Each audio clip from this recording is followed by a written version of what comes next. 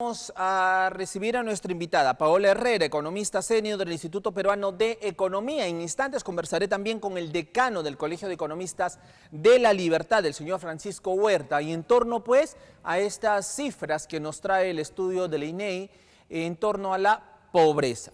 Vamos a recibir a Paola Herrera, economista senior del Instituto Peruano de Economía. Paola, muy buenas noches, bienvenida. Buenas noches, muchas gracias. Muchísimas gracias por estar esta noche con nosotros. Casi 10 millones de peruanos no pueden cubrir sus necesidades básicas. Casi 10 millones de peruanos ahora son pobres. Esto es lo que refleja finalmente este estudio de la pobreza. Paola, cuéntanos. Sí, correcto. Como bien mencionas, en el 2023 alrededor del 29% de peruanos se encontró en situación de pobreza, que significa que básicamente no pueden costear una canasta básica de consumo. eh, y esto significa también principalmente que estamos mucho peor que en los años prepandemia. En 2019 habíamos logrado un mínimo histórico de la pobreza del 20%.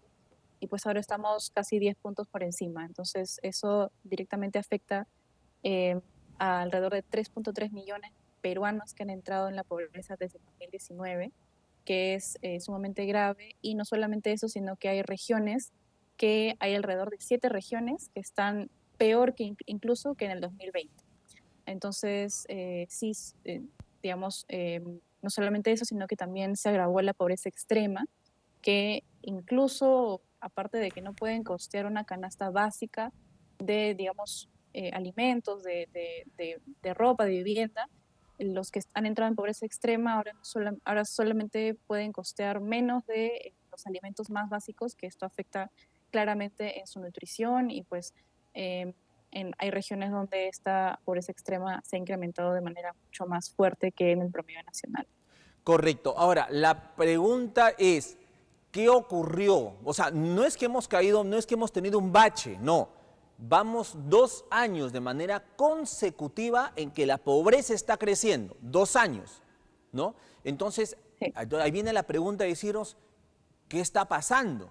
¿No? Porque yo me resisto a creer, Paola, y corrígeme por favor si tal vez me equivoco en este comentario, me resisto a creer que los fenómenos climatológicos nos hayan llevado a todo esto, ¿no? Yo creo que el fenómeno climatológico o los efectos exógenos, porque también hay efectos internacionales, nos hayan empujado al Perú solamente a este incremento de la pobreza. Pero cuéntanos tú eres finalmente la experta en ese sentido.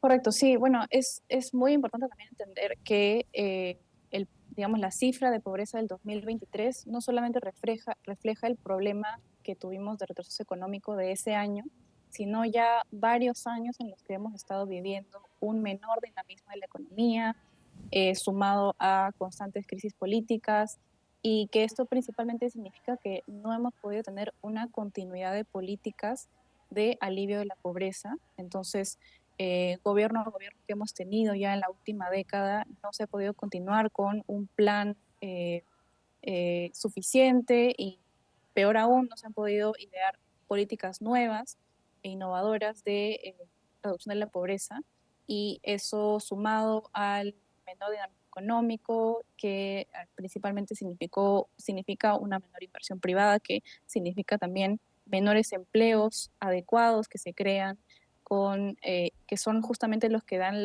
los mejores ingresos y ayudan a las personas a salir de la pobreza. Esta interrupción de nuestro histórico, nuestro tan, digamos, nombrado estrellato económico de las últimas décadas es lo que viene poco a poco debilitando la situación económica de las familias, y choques como los que mencionas, como el fenómeno climático, los fenómenos climáticos, los conflictos sociales que se dieron también el año pasado, lo único que hacen es, digamos, reventar esa burbuja que ya estaba tan digamos, débil, y pasar a todas las personas que están en una situación de vulnerabilidad a una situación de pobreza, y los que ya estaban en situación de pobreza a una situación aún peor en pobreza extrema. Ahora, Entonces, sí, sí. esto de piloto automático, que la economía va con piloto automático, como se decía años atrás, ya no hay piloto automático, ya no hay piloto por último. O sea, pero lo peor es que ni siquiera piloto hay. Paola. Sí, lo que, digamos, justamente esta interrupción los distintos gobiernos que hemos tenido, distintos ministros, lo que principalmente afectan, aparte de, por un lado también muy importante, afectan a las expectativas, a las confianzas de los ciudadanos, de si es un momento adecuado para crear mi empresa, para hacer crecer mi empresa, para contratar de manera formal trabajadores. El otro aspecto que también afecta muchísimo es a la continuidad de políticas, porque tenemos gobernadores y gobernadores, ministros y ministros que no permiten, digamos, adecuarse a una política de largo plazo para poder sacar a las personas de la pobreza, o siquiera digamos, los que ya están en pobreza no pasen a una situación peor, ¿no? Entonces, ese es el principal factor negativo que trae una estabilidad política como la que hemos tenido en la última década. Correcto. La pregunta ahora es, ¿qué hacer, Paola? ¿Qué hacer ante esta crítica situación? Bueno, el principal paso creo que cabe recordar cuál ha sido el principal factor que llevó al Perú a reducir de manera dramática la pobreza en las 2 décadas previas a la pandemia, que fue el crecimiento económico. Ya se Ujú. ha hecho muchos estudios, se ha probado que más de, digamos, alrededor del 80% de la reducción de pobreza que se dio en esas décadas pre-pandemia se debió al rápido crecimiento económico que tuvimos, Ujú. que si bien se desaceleró a partir del 2014, 2015, siguió, digamos, impulsando a la reducción de la pobreza. Entonces, el primer paso sería tratar de dar todos los pasos necesarios para poder regresar a este nivel de crecimiento económico, ¿no? Ujú. Nosotros estimamos en CENLIPE que si es que el Perú crece a, digamos, 3% cada año, que es más o menos lo que se espera, lo que espera el MEF, recién nos tomaría 2 décadas para poder regresar a la pobreza de la prepandemia del 2019, cuando teníamos un mínimo de pobreza del 20%. A ver, Entonces, pongamos, Walter, apóyame por favor, el cuadro de índice de pobreza, ¿no? El cuadro donde están las barras allí, para que entendamos mejor lo que Paola Herrera nos está explicando, para entender lo grave del asunto, porque tal vez muchos pensemos de que los números son fríos, ¿no? Los números son fríos y a veces no los entendemos. Miren, ahí tenemos ese cuadro en pantalla, el índice de pobreza monetaria del 2016 al 2023. Hemos mantenido una media del 20%, ¿no? El 2016 20.7, el 2017 21.7, el 2018 20.5. El más bajo, Paola, amigo excelente, fue el 2019, en donde ujú, llegamos al 20.2 nivel de pobreza en el país, ¿no? 20.2, de por sí es alto, ¿ah? Porque hablamos del 20% de los peruanos pobres, pero llegamos ahí, que es nuestro mínimo, 20.2. De ahí, si ustedes dan cuenta, ingresamos a la pandemia y ahí había una explicación, pues la pandemia, ¿no? Todo lo que nos generó, cuarentena y demás. Entonces ahí tuvimos un pico de 30.1. Pero luego de eso hemos comenzado nuevamente a intentar bajar estas cifras. El 2021 llegamos a 25.9, una baja así significativa, pero ahí vemos el 2022 y el 2023, en donde hay 2 años de aumento de la pobreza, Paola, como tú bien lo has explicado, de 27.5 y el año 2023 cerramos con 29%, casi 10 millones de peruanos pobres, Paola. Ahora, lo que tú nos estás explicando es lo siguiente, que para regresar a las cifras del 2018, ¿estamos 19. hablando, Paola? Sí, del 2019, Perdón, que fue el mínimo, ¿no? Mínimo perdón, histórico. para llegar al 2019, o sea, para llegar al 2019, que fue el mínimo de 20.2, para llegar a ese mínimo, tenemos que crecer de acá en adelante, Paola Herrera, amigos televidentes, escuchemos lo grave del asunto. Tenemos que crecer, nos dices, 3% al año Y por recién 20 años. llegaríamos a ese nivel en 20 años. Entonces, más bien tenemos que crecer a más de 3% para poder reducir ese lapso de tiempo. Wow, o sea, terrible situación. Y esa es la realidad que tenemos, ¿ah? Esa es la realidad que tenemos. Ahora, Paola, la pregunta a continuación es la siguiente. No vamos a crecer tal vez 3% si continuamos con la crisis política. Por lo tanto, la crisis política que vive el país está frenando cualquier posibilidad de reducir estos índices de pobreza. Es más, está tal vez yendo en el sentido contrario, aumentando más pobres en el país. La crisis política definitivamente es un freno para todo lo que es la economía y su crecimiento.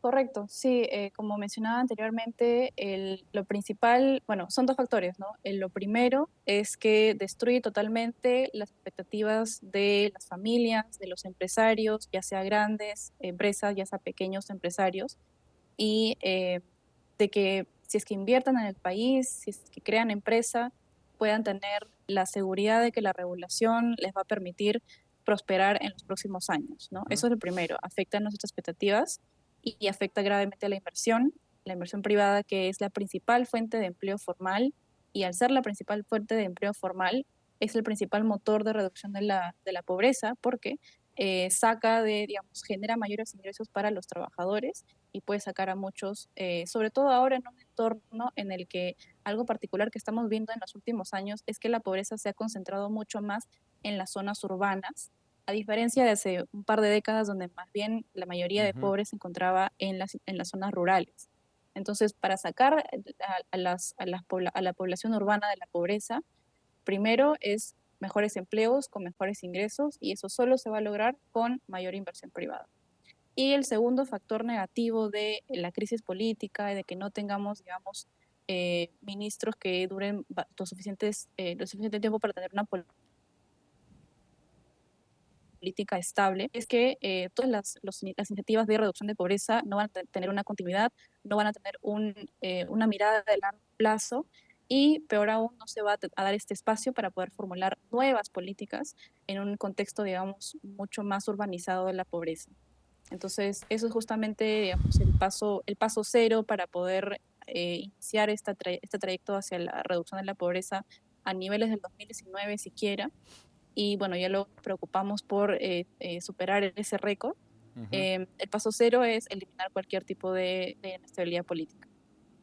Tú lo has dicho clarísimo, Paola, eliminar esta inestabilidad política es lo principal. Lo principal para esto, a su vez, redunde en mejoras económicas.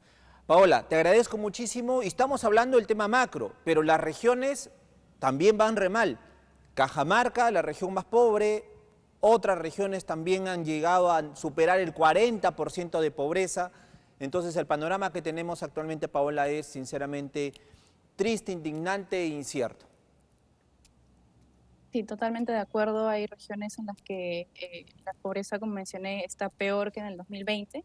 Son 7 regiones como Loreto, Lima, Madre de Dios, y simplemente eso es sumamente grave para no solamente las familias ahora, sino el futuro de los niños y los jóvenes que vayan que se encuentran en pobreza extrema y que por la falta de una ingesta adecuada de alimentos afecte al rendimiento escolar y al rendimiento laboral de estos trabajadores del futuro.